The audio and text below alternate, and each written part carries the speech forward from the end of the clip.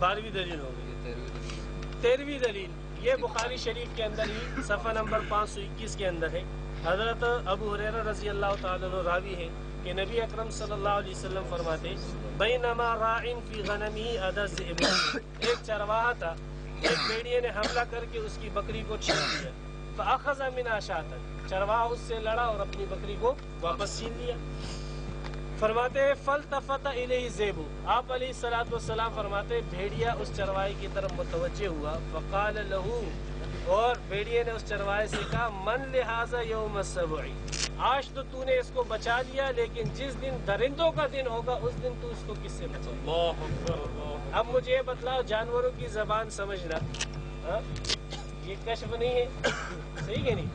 حضرت سلیمان علیہ السلام کا معجزہ یہ تھا کہ وہ جانوروں کی بولی سمجھتے. اس بھیڑیے کی بات کو اللہ کے رسول فرما رہے ہیں کہ اس شخص نے سمجھ لی. اس بھیڑیے نے اس آدمی سے بات کی اور اس آدمی نے اس بھیڑیے کی بات کو کیا ہے سمجھ لی. فقال الناس سبحان اللہ، لوگوں نے جب یہ حدیث سنی تو کیا کہا؟ سبحان اللہ. نبی اکرم صلی اللہ علیہ وسلم نے فرمایا فإنی أؤمن به وأبو بکر وعمر، میرا بھی اس بات پر ایمان ہے، ابو بکر کا بھی ایمان ہے، عمر کا بھی ایمان. تمہارا ایمان ہے. صحیح، ہم سب کا اس بات پر ایمان ہے کہ اللہ تبارک و تعالی جب چاہے بھیڑیے کی بات، چونٹی کی بات، کسی جانور کی بات کسی انسان پر منتشر. سبحان اللہ. یہ میری